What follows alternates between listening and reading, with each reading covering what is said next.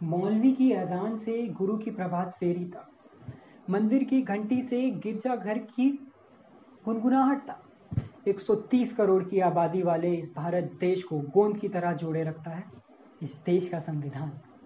और इसी संविधान की एक अहम कड़ी है राजनीति।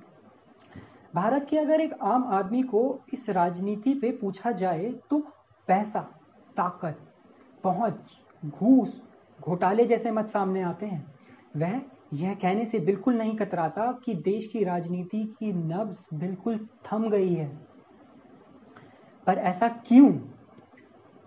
देश के युवाओं को पिछली पीढ़ी की सोच, उनके काम करने का तरीका बहुत ही प्राचीन लगता है। उनकी मानसिकता कुछ ऐसी हो गई है कि राजनीति एक ऐसा खेल है जो उनके लिए बना ही नहीं है, क्योंकि भाई भतीजावाद का लहू राजनीति की नस नस में गोते खा रहा है।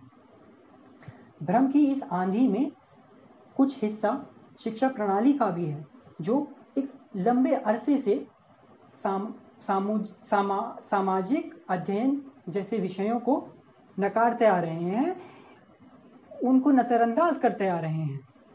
फिर जाहिर है कि इस प्रसंग में अधूरा ज्ञान होने के कारण वह अपने अहम अस्त्र, अपने मत को गंभीरता से नहीं लेते और निजी लोभ के चलते उसे नीलाम कर देते हैं।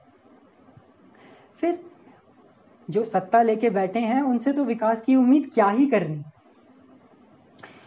भाई, जो अपने और अपने हित के लिए अपना मूल नैतिकता तक भूल गए हैं, जिनको मातम के सन्नाटे में भी अपने प्रचार की बिगुल बजानी है, उनका अपना डंका बजाना है, उनसे क्या ही उम्मीद की जा सकती है।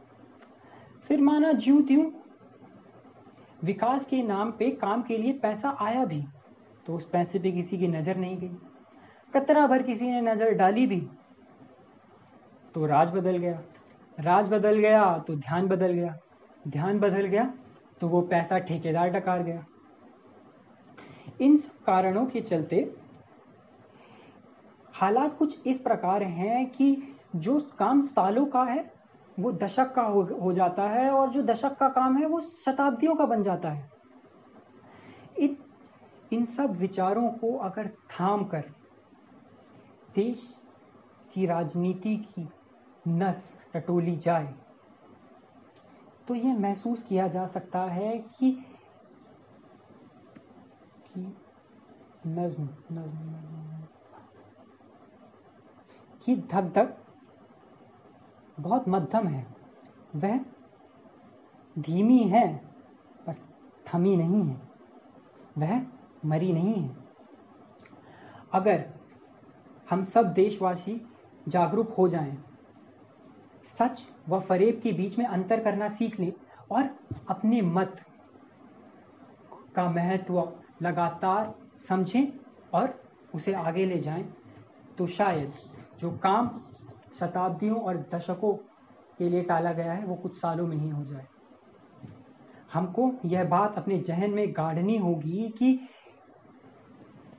देश सेवा की राजनीति एक देश सेवा है, स्वयं सेवा नहीं, कि मिलकर हमें ये देश बनाना है, मिलकर हमें ये देश बचाना है।